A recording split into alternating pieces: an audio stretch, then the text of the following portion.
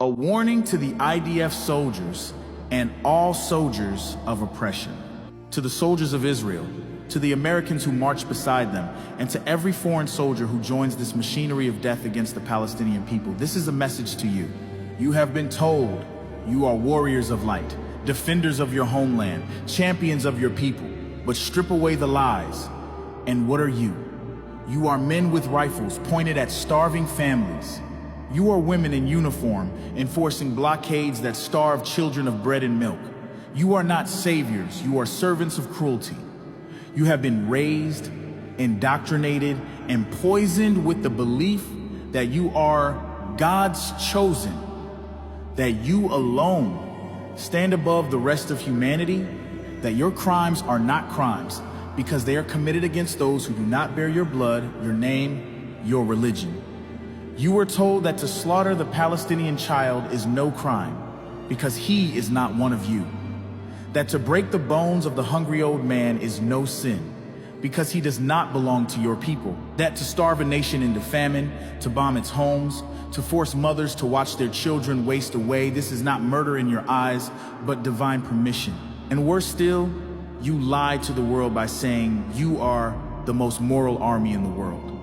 You claim that your bombs are clean, that your massacres are justified, that every dead child is the fault of someone else. You wrap genocide in the language of morality, pretending you are righteous while you slaughter the defenseless. But your claim of morality is the greatest lie of all.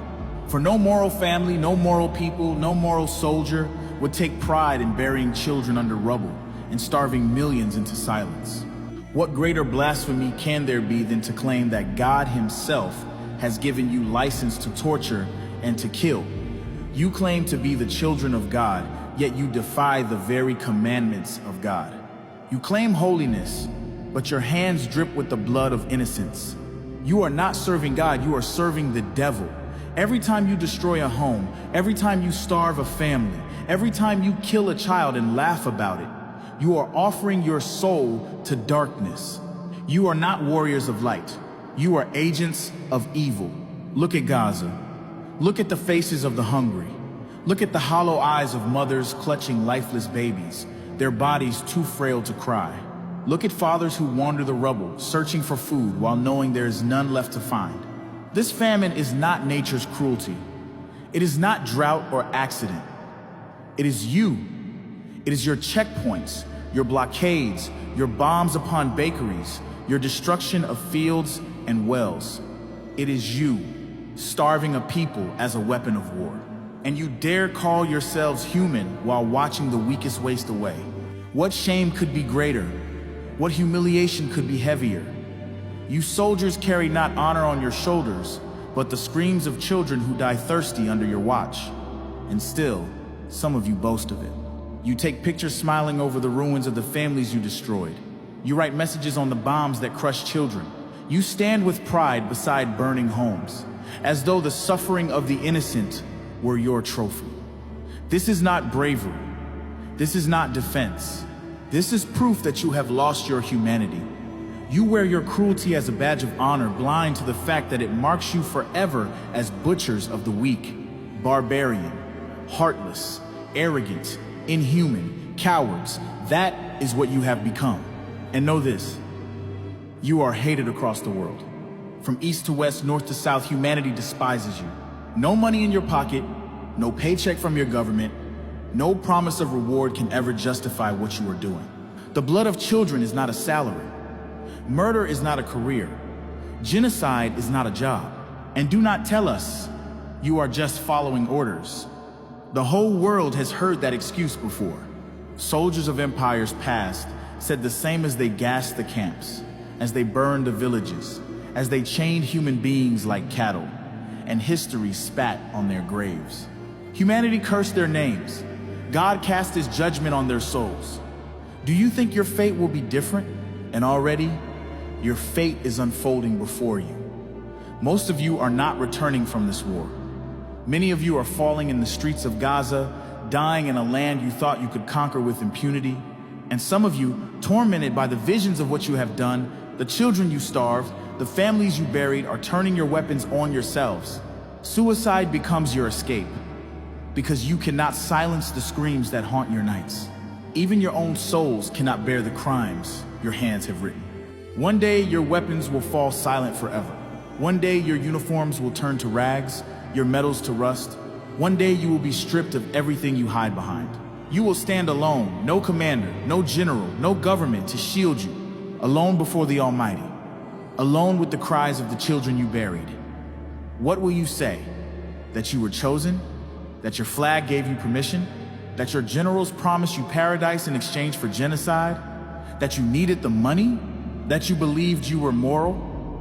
None of these lies will save you. None of these excuses will protect you. When you stand before God, you will see each child you starved, each family you buried, each prayer you silenced, and you will know there is no escaping the truth. You thought you were mighty. You thought you were untouchable. You thought your crimes were holy.